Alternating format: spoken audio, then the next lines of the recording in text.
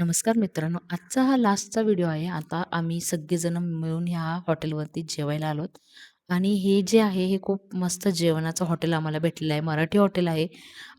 Railway स्टेशनपासून अगदी हाकेच्या अंतरावर म्हणजे 1 किलोमीटरवरतीच हे हॉटेल आहे आणि इथे आपल्याला महाराष्ट्रीयन पद्धतीचं खूप छान जेवण आम्हाला भेटलं होतं. त्याच्यामुळे आमची सगळी मंडळी या हॉटेलमध्ये जेवायला आली होती.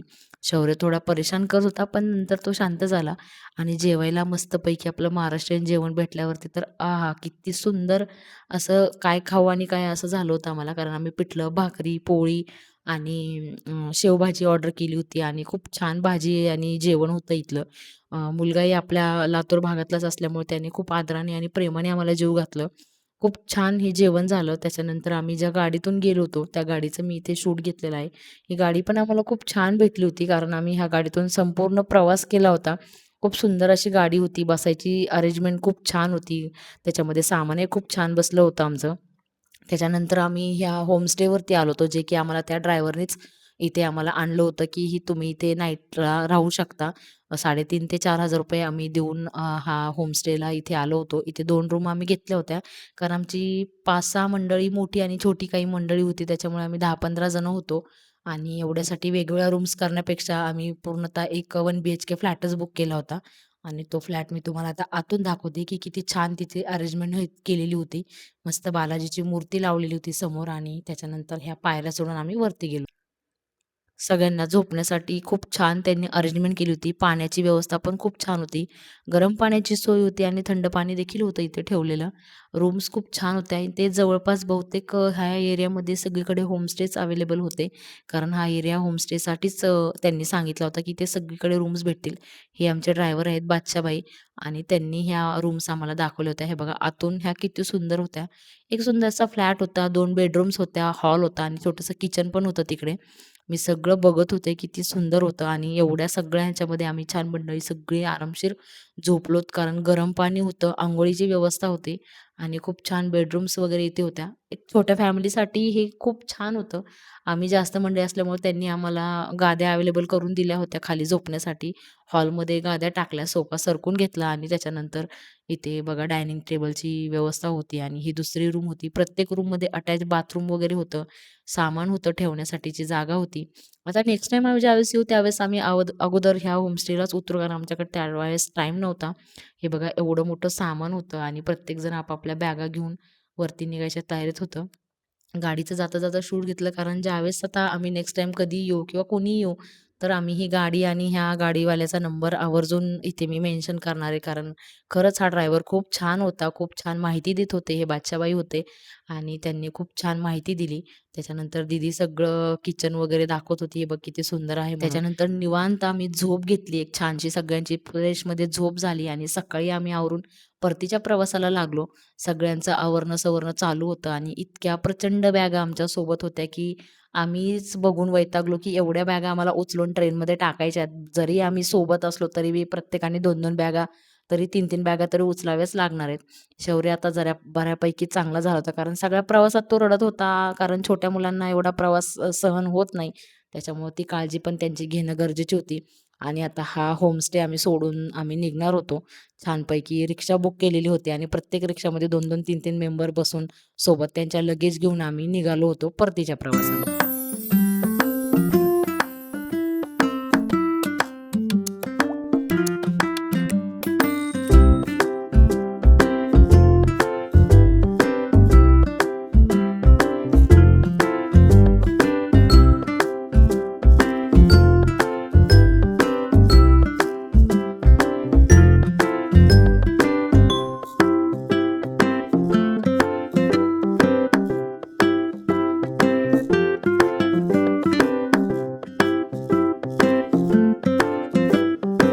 गेट नंबर 3 वरती आम्ही आलो होतो आणि त्याच्यानंतर आमची ट्रेन येणार होती. सगळ्यांची चर्चा चालू होती, की ट्रेन नेमकी कुठे येणार? कारण रिक्षावाला बोलला, की कधी-कधी ट्रेन चेंज होते, ट्रॅक चेंज होतो त्याचा. अगोदर आमच्या तिकीटवरती 4 नंबरच्या ह्याच्यावरती येणार म्हणून प्लॅटफॉर्मवरती येणार म्हणून सांगितलं होतं. त्याच्यामुळे भाऊजी आणि माझे मिस्टर तिकडे बघायला गेले होते आणि त्याच्यानंतर ते वापस आले आणि दादानी आणि प्रतीकनी सांगितले, की ही ट्रेन जी आहे ती 1 नंबरवरतीच येणार आहे. त्याच्यामुळे आता आम्ही सगळे लगेज वगैरे घेऊन इथे निघण्याच्या तयारीत होतो. छान सगळेजण एकत्र जमले होते आणि त्याच्यानंतर हा आता परतीचा प्रवास चालू होणार होता. ह्याच्यातही आम्ही खूप धमाल केली कारण सगळ्याच अविस्मरणीय गोष्टी माझ्याकडे अवेलेबल होत्या. त्याच्यामुळे त्या मी शूट करायचं काम करत होते. आता इथे गाडी आली आहे, रिव्हर्स गाडी येत होती आणि त्याचं आम्हाला कौतुक वाटत होतं, की अशी कशी गाडी येत आहे आणि दादा सांगत होता, की ट्रेनला तुमच्या इंजिन नाही बघा तुम्ही अशी बघितली आहे का गाडी?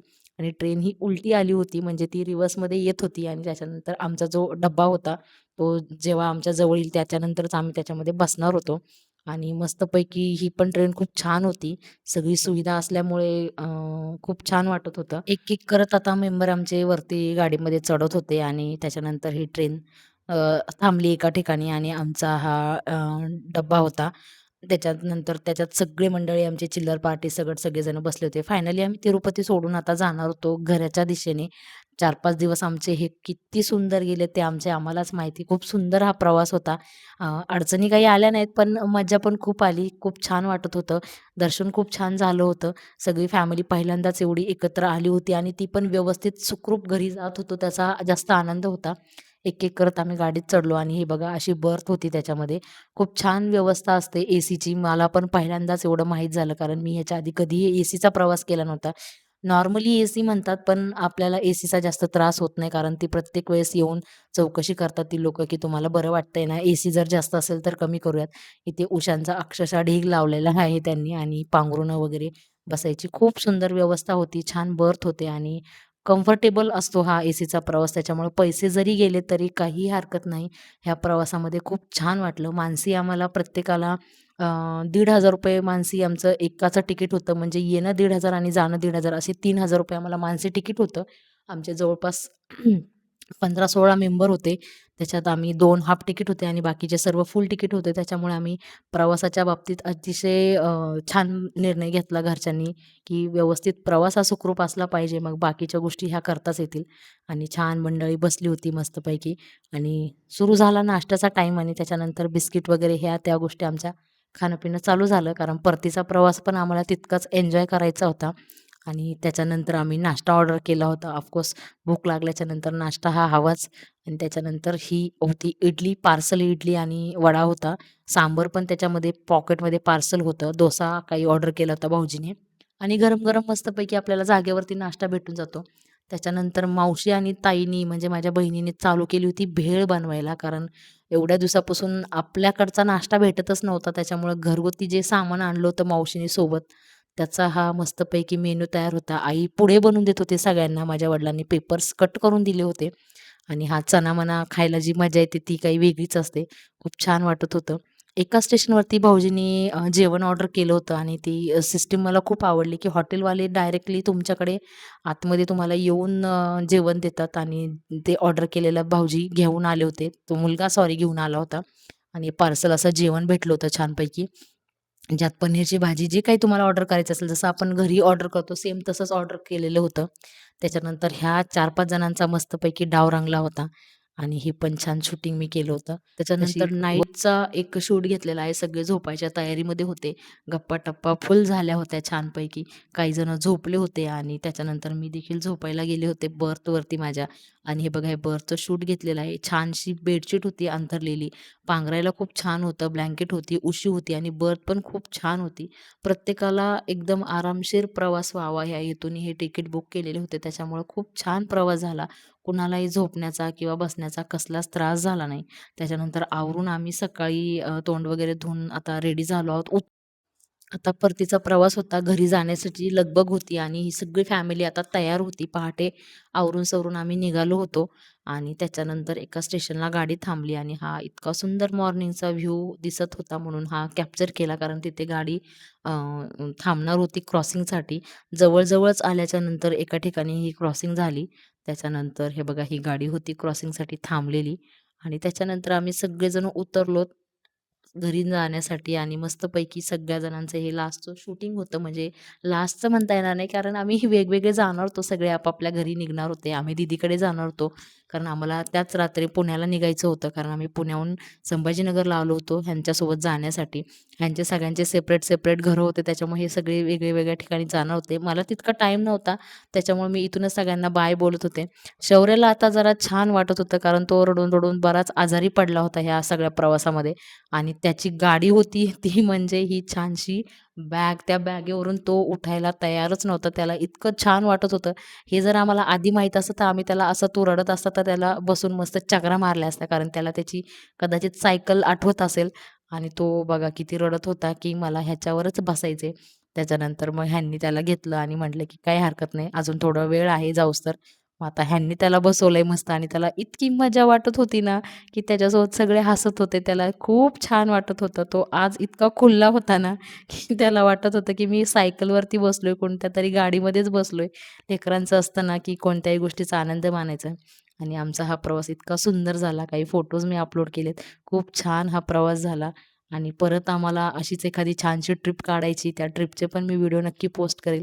खूप सुंदर प्रवास झाला, खूप सुंदर दर्शन झालं आणि तुम्हाला हा व्हिडिओ आणि ही जर्नी आमच्यासोबतची कशी वाटली मला नक्की कमेंट करून सांगा आणि धन्यवाद. हा व्हिडिओ आणि त्याच्यातले हे फुटेज आमच्या कायम लक्षात राहतील म्हणूनच मी हे अपलोड केलेले आहेत. ह्या आठवणी मोबाईलमधून जरी डिलीट झाल्या तरी YouTubeवरती त्या कायम राहतील आणि खूप छान ही आमची ट्रिप झाली होती पूर्ण फॅमिलीसोबतची आणि धन्यवाद.